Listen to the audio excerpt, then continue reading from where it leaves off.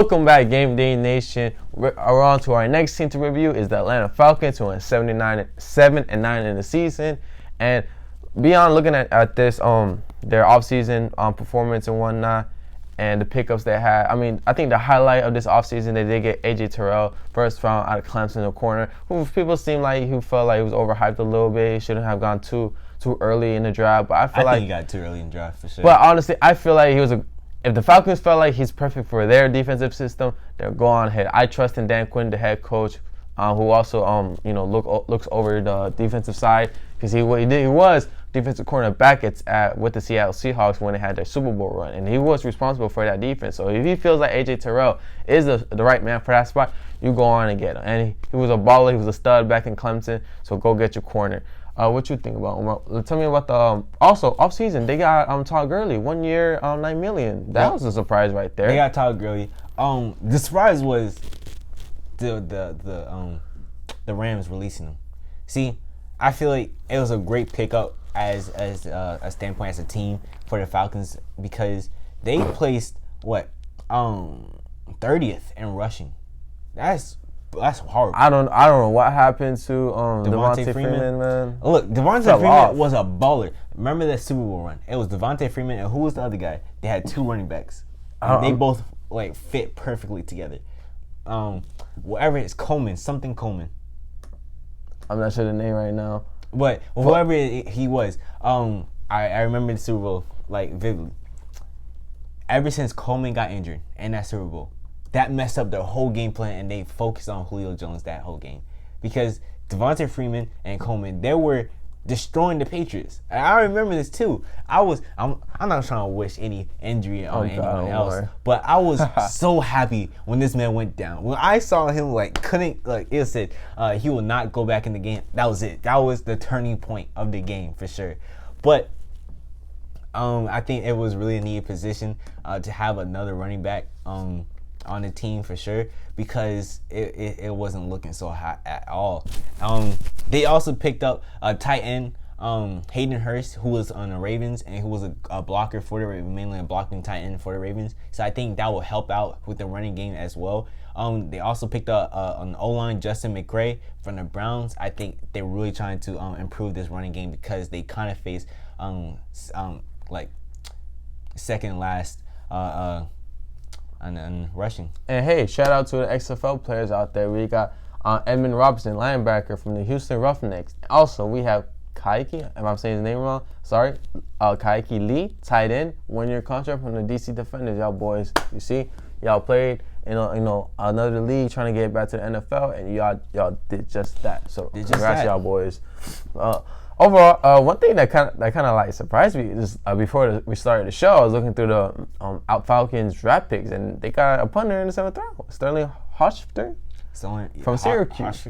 I don't know. From Syracuse, man. So I mean, they do need a punter. I heard they let go one of their punters. Don't really remember his name right now, but so they got the punter. And looking at the position of needs, they mostly need a defensive end, a outside linebacker. That's what corner, he did. D tackle, offensive guard for this coming draft. But as we see now, they hit the right spots in the offseason. Also, they got their corner in the draft. They got their D tackle off the draft. They had Marison Davison, who was the second guy behind Brown, and the guy that got drafted in the first round for the Carolina Panthers. So basically, it was his backup. So why not get him? So. All in all, I believe the Falcons draft grade for me, offseason grade for me would be probably B+. It was solid. I'll give them A-. The reason why, they were injured, for 2 seasons, straight. The defense was full of injuries. The offense, they couldn't get anything going because Julio Jones was being relied on a lot, even though he doesn't have enough touchdown numbers. But as you see, reception numbers and catches and completions, it's pretty high, because you can't stop the man. It's Julio, right? But they did pick up some depth in the receiving core, but mainly for blocking, I guess. However, they really pay attention to this defense. I think that's a great job that they did, because, again, like I said, there were just injuries after injury, and they really needed that help. So I had to give them an A-, mainly because they didn't really find wide receivers that they were looking for to help out with Julio Jones and Calvin Ridley. I know they picked up one in the offseason. Tradable? Yeah. From the Vikings? From the Vikings. I know they picked him up, but can he compensate or work with Julio Jones and Calvin Ridley? I'm not sure because Mohamed Sanu, I thought he was a great dude to really work with. But, no one can say, to be honest. But overall, I got to give him an A- for sure. Mainly because they got a running back that they need, that they want. And I think that's a great pickup. Even though he's kind of injured, but we'll see what will happen this season coming forward. I feel like they really needed that defensive end. But you're really limited what you got going. I mean, they signed a pretty decent amount of numbers in free agency. And they also lost Vic Beasley and Adrian Claiborne a long time ago, so they haven't really had a defensive end like that. They had in total like 6 draft picks, so it's not really that much to go with either.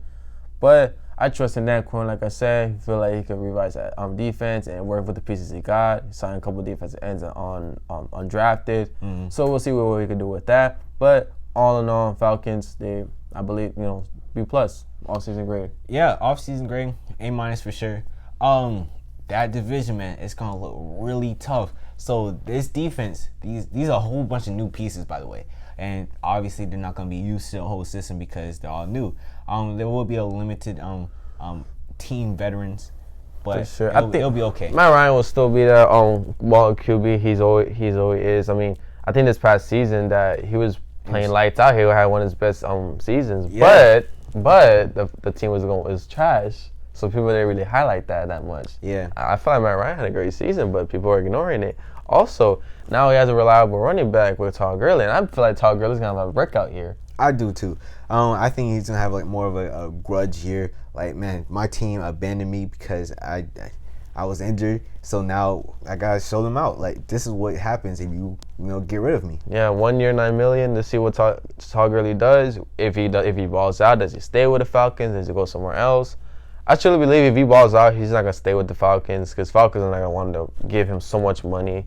Todd Gurley is probably going to go to another desperate running back on needy team and get his money worth. You think Todd Gurley might go to the Jaguars?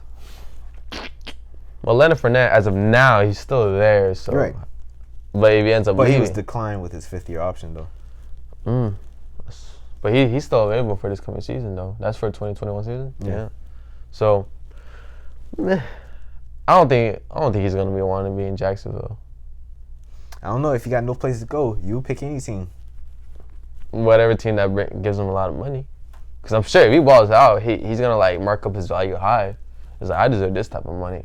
Something like what Jadeveon Clowney is doing. And he still hasn't been signed. Yeah, because he's asking for too much. I need you to lower your expectations. Because how I'm seeing it, anyone can be replaced. Honestly, anyone can be replaced. I understand, like, you are a good player. Don't get me wrong, but you don't deserve great superstar player money. $16 million a year. That's what he's asking for. My gosh. Well, y'all boys, this wraps up the Atlanta Falcons. Stay tuned for the Tampa Bay Bucks. All right, let's get it. With a team.